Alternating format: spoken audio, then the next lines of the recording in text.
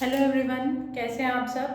तो हम पढ़ रहे थे अपना चैप्टर, उसमें हमने कंटिन्यू करना है और टॉपिक रहेगा हमारा एड्स।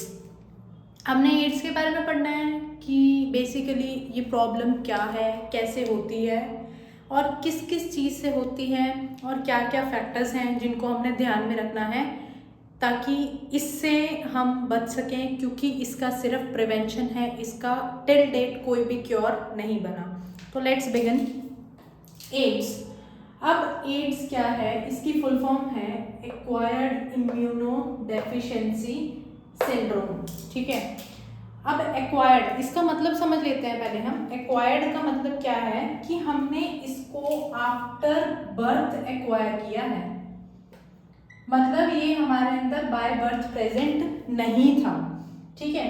फिर है इम्यूनो, मतलब ये जो डिजीज है हमारी वो किस पे अटैक करेगी, इम्यून सिस्टम पे। ठीक है। नेक्स्ट डेफिशिएंसी, इम्यून सिस्टम के अंदर डेफिशिएंसी हो जाएगी, हमारी बॉडी के अंदर बहुत सारी चीज़ों की डेफिशिएंसी हो जाएगी। और नेक्स्ट क्या है, सिंड्रोम। सिंड्रोम का मतलब जब हमें मल्टीपल प्रॉब्लम्स दिखें, मल्टीपल प्रॉब्लम्स हेयर ये मतलब है मल्टीपल प्रॉब्लम्स का मतलब इसका कि हमें प्रॉब्लम जो है वो हमारे एक पार्ट में नहीं दिख रही, हमें बहुत सारे हमारे जो ऑर्गन्स हैं सारे मिल के जो है वो एक प्रॉब्लम क्रिएट कर रहे हैं, जिसको हमने क्या बोल दिया, सिंड्रोम। तो एक बार रिपीट करते हैं। एड्स की फुल फॉर्म है एक्वायर्ड इम्यूनो डेफिशिएंसी सिंड्रोम। यहाँ पे एक्वायर्ड का मतलब है आफ्टर बर्थ हमारे अंदर वो चीज़ आई। ठीक है। इम्यूनो का मतलब उसने इम्यून सिस्टम पे अटैक किया। डेफिशिएंसी बहुत सारी चीज़ों की हो जाती है हमारी बॉडी के अंदर। और सिंड्रोम का यहाँ पे मतलब है कि बहुत सारे सिम्टम्स जो हैं वो मिल के प्रेजेंट होते हैं इकट्ठे एक ही ह्यूमन बॉडी में। ठीक है। तो ये थी आपकी फुल फॉर्म। डेफिशिएंसी का मतलब क्या है यहाँ पे, इसका मतलब एक्चुअल में क्या है, डेफिशिएंसी ऑफ इम्यून सिस्टम, यानी हमारा जो इम्यून सिस्टम है वो प्रॉपरली काम नहीं करता। इम्यून सिस्टम क्या है, हमने लास्ट क्लास में इम्यूनिटी पढ़ी थी, तो उसमें हमने पढ़ा था इम्यूनिटी के क्या टाइप्स होते हैं, कैसे हम उसको लेते हैं, नेचुरल इम्यूनिटी कौन सी होती है, एक्वायर कौन सी होती है, वो सब पढ़ा था। तो वहीं से हम देखते हैं कि इम्यून सिस्टम हमारा जो है वो वीक हो जाता है बहुत ज़्यादा, और कोई भी हमें प्रॉब्लम हो जाती है, एक छोटा सा हल्का सा फीवर हो जाता है, कोल्ड हो जाता है, तो वो भी हमारा जो है वो जल्दी से ठीक नहीं हो पाता। किस वजह से, क्योंकि इम्यून सिस्टम का जो लेवल है वो बहुत ज़्यादा लो हो चुका है, अब वो काम नहीं कर रहा। ठीक है। तो बेसिकली यहाँ पे क्या होता है, डेफिशिएंसी ऑफ इम्यून सिस्टम। अब इसके फर्स्ट केस की बात करें तो वो आया था 1981 में यूएस के अंदर। ठीक है। पहला केस रिपोर्ट हुआ था 1981 में। उसके बाद इंडिया में पहला केस हमने 1986 में ऑब्जर्व किया था, चेन्नई में आया था पहला केस सबसे पहला। अगर लास्ट 25 ईयर्स की हम बात करते हैं तो वो लगभग 25 मिलियन लोगों को मार चुका है। कौन, एड्स। एड्स की वजह से पूरे वर्ल्ड में लगभग 25 साल में 25 मिलियन लोगों की डेथ हो चुकी है बिकॉज ऑफ एड्स। ठीक है। समझ में आया ना। तो चलो अब आगे प्रोसीड करते हैं।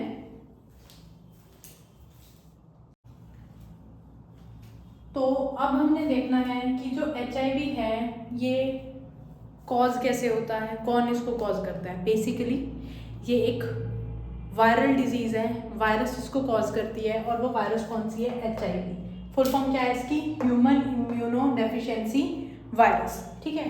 ये इसको कॉज करती है। और बेसिकली जो वायरस का ग्रुप्स होते हैं, पर्टिकुलर हमने डिवाइड किया होता है वायरस को, उसमें ये रेट्रोवायरस के ग्रुप में आती है। ठीक है। ये एक रेट्रोवायरस होती है, और रेट्रोवायरस की पहचान ये होती है कि उनके DNA के मतलब जो जेनेटिक मटेरियल होता है उसके बाहर एनवलप होता है, एनवलप से एनक्लोज्ड होता है, और उसके अंदर उनका जो जेनेटिक मटेरियल आइदर DNA और RNA वो प्रेजेंट होता है। क्योंकि हमने पहले कभी पढ़ा होगा कि जो वायरस है वो एसेलुलर होती है, उसके अंदर फर्दर जो है सेल्स की पार्टीशन नहीं होती। ठीक है। तो उसके अंदर यानी जीनोम उसका प्रेजेंट है, RNA फैक्टर प्रेजेंट है, वो क्या करेगा, हमारी बॉडी के अंदर अपनी मल्टीप्लिकेशन करता रहेगा, क्योंकि उसका जो जेनेटिक मटेरियल है वो ऑलरेडी उसमें प्रेजेंट है।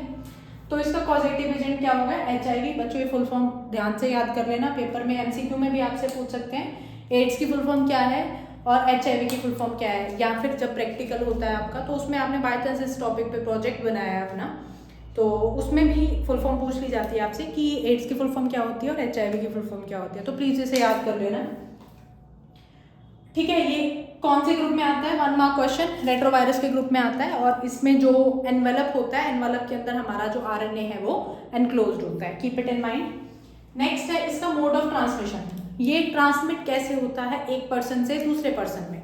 ठीक है, क्या ये अछूत की बीमारी है या कोई और तरीका है जिससे ट्रांसमिट होता है, चलो पढ़ते हैं। सबसे पहला इसका जो ट्रांसमिशन है, it is by sexual contact with the infected person. ठीक है, इन्फेक्टेड पर्सन के साथ इंटरकोर्स हुआ तब वो जो पर्सन है एड्स मतलब HIV पॉजिटिव हो सकता है। सेकंड है by transfusion of contaminated blood, मतलब क्या हुआ, हम सपोज ब्लड डोनेट करने गए अपना, सपोज किसी को HIV थी, उसने अपना ब्लड डोनेट कर दिया, तो डॉक्टर ने प्रॉपरली टेस्ट नहीं किया होगा या जो भी मतलब रहा होगा फैक्टर, तो उसने अपना ब्लड डोनेट कर दिया और जो नीडी पर्सन है उसको वो ब्लड चढ़ गया, तो क्या हुआ, ब्लड में आपके HIV ने एंटर कर लिया, अब वो क्या करेगा, वहाँ पे अपने आप को मल्टीप्लाई करना शुरू कर देगा। ठीक है, तो एक नॉर्मल पर्सन जिसको HIV नहीं थी उसको HIV हो गई, किससे, कंटामिनेटेड ब्लड से। नेक्स्ट है बाय इन्फेक्टेड नीडल्स, यूजुअली जो ड्रग अब्यूजर्स होते हैं जो इंट्रावेनसली ड्रग्स लेते हैं, मतलब इंजेक्शंस लगाते हैं, तो वो क्या करते हैं, बेसिकली एक ग्रुप बना लिया, एक उनके पास सिरिंज होती है और उस सिरिंज से क्या किया, सबने अपना एक एक करके धीरे धीरे करके अपना काम था जो वो कर लिया। सपोज बीच में से, सपोज 12 का ग्रुप है, 12 में से कोई एक पर्सन जो है वो HIV पॉजिटिव है। ठीक है, अब उस एक पर्सन की वजह से जो रिमेनिंग 11 का सर्कल था वो सारा आप क्या हो गया, HIV पॉजिटिव। क्यों, बिकॉज एक सिरिंज जो थी वो उसके अंदर इंसर्ट हुई थी, अब उसके बाद वो सबके पास चली गई, तो और वो गई भी सीधा वेन में, मतलब ऐसा भी नहीं है कि चांस हो भी सकता है नहीं भी हो सकता, डेफिनेटली होगा ही होगा।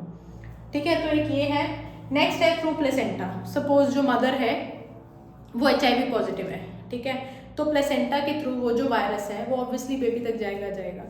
तो ये जो मेथड्स हैं ये हैं मोड ट्रांसमिशन के, कि जो HIV है वो एक पर्सन से दूसरे पर्सन में ट्रांसमिट कैसे होता है। ठीक है,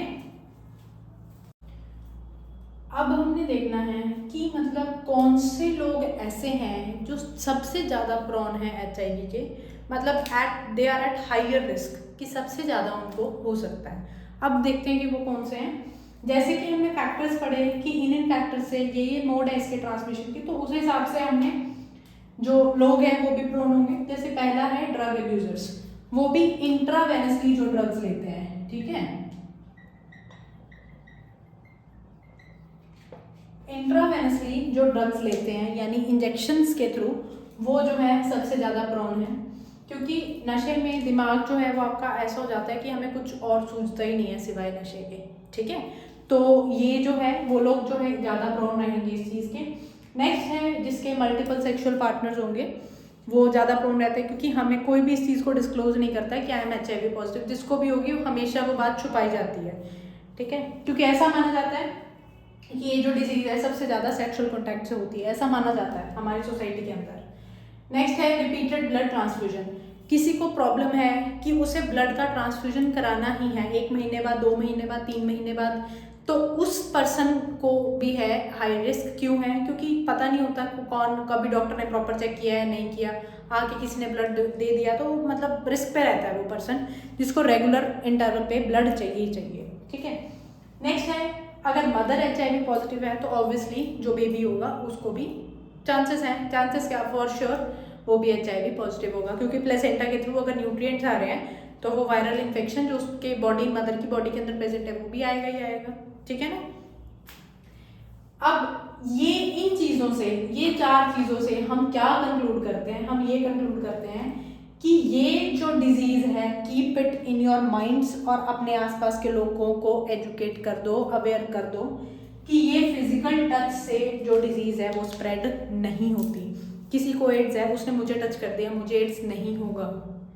समझ में आ रही है बात, किसी का टॉवल यूज़ कर लेने से या उसके यूटेंसिल्स में खाना खा लेने से you will not gate HIV positive. Okay, ये जो डिजीज़ है ये सिर्फ बॉडी फ्लूइड्स जब एक्सचेंज होते हैं तभी होती है, अदरवाइज टच से ये जो डिजीज़ है वो नहीं हो सकती। इसलिए उस पर्सन को जो HIV पॉजिटिव है हमें अपनी सोसाइटी से आइसोलेट नहीं करना चाहिए। ऐसा नहीं कहना चाहिए भैया इससे दूर रहो, इसको एड्स है, हमें भी हो जाएगा अगर आएंगे तो। क्यों, कैसे हो जाएगा? ये स्प्रेडेबल कम्युनिकेबल डिजीज़ नहीं है, ये it is non communicable disease. जब तक हमारे बॉडी फ्लूइड्स उसके बॉडी फ्लूइड्स के टच में, कांटेक्ट में नहीं आएंगे, तब तक हमें HIV नहीं हो सकता। Got it? तो ध्यान रखना इस चीज़ का। तो चलो अब हम देखते हैं कि इसमें हमने देखना है कि ये वाले डायग्राम में बेसिकली ये एक्सप्लेन किया गया है कि जो ये वायरल सेल हैं ये हमारे अंदर एंटर कैसे करते हैं और ये मल्टीप्लाई कैसे करते हैं।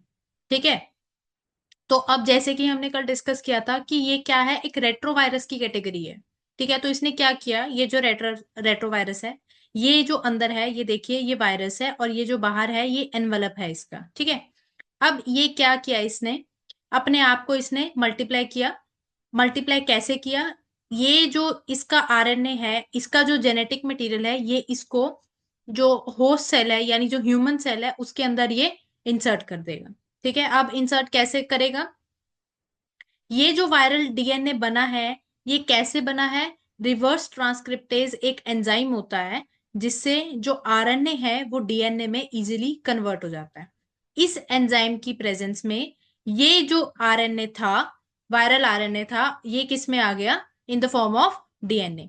ठीक है, अब ये जो डीएनए आया इसने क्या किया, अपने आप को होस्ट का जो जिनोम है यानी जो ह्यूमन डीएनए है उसके अंदर ये क्या किया, इसने खुद को एंटर कर लिया।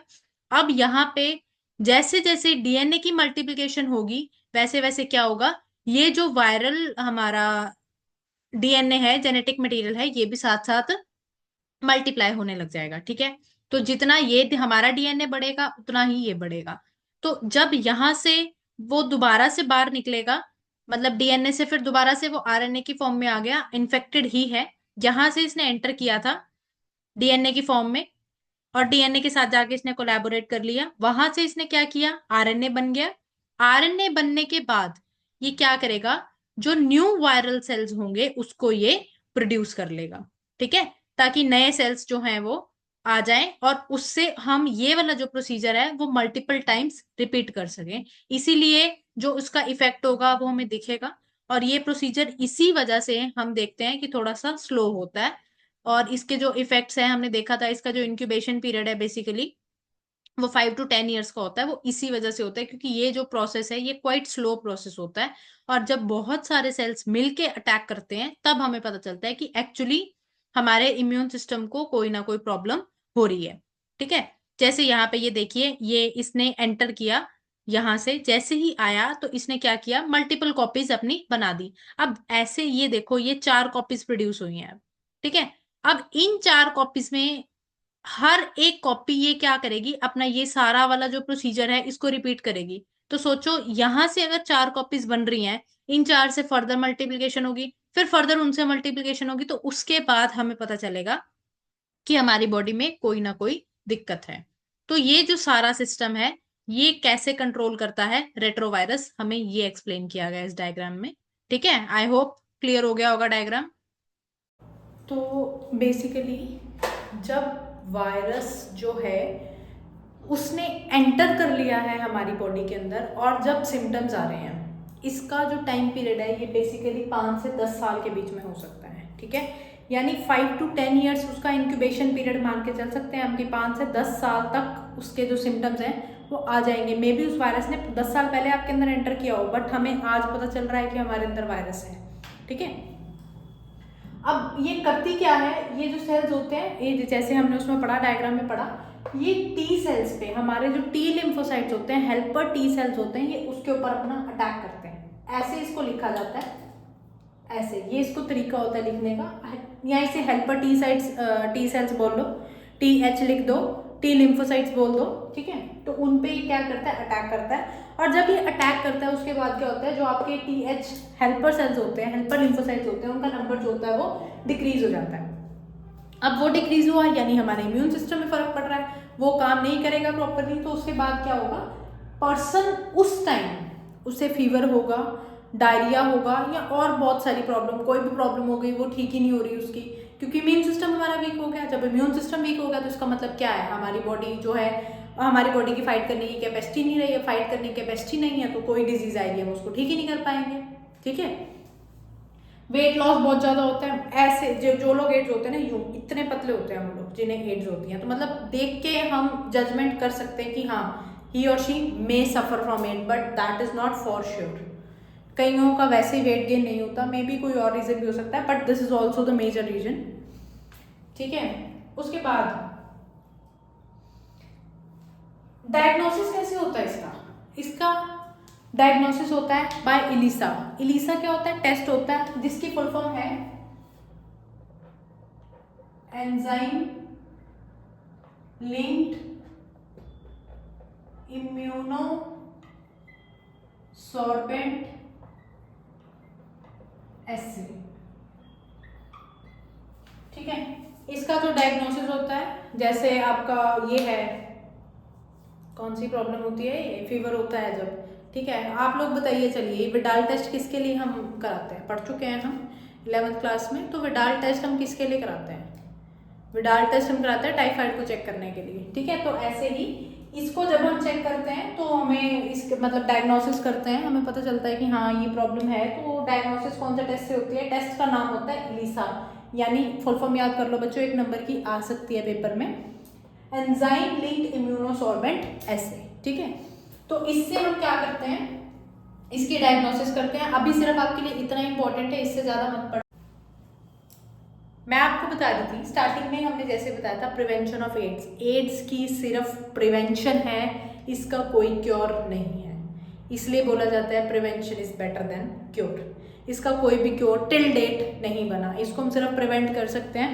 प्रिवेंट कैसे कर सकते हैं, हमने वो फैक्टर्स पढ़े थे जिनसे हो सकती है। पहला था जिनके मल्टीपल सेक्सुअल पार्टनर्स हैं, तो हम क्या कर सकते हैं, उनके लिए क्या रिकमेंड करते हैं, यूज ऑफ प्रोटेक्शन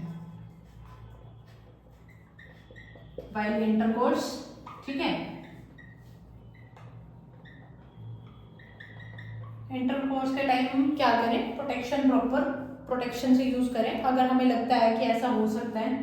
नेक्स्ट है जो इंट्रावेनसली ड्रग्स लेते हैं उनके लिए, उनको हम क्या रिकमेंड करेंगे, यूज ऑफ डिस्पोजेबल नीडल्स।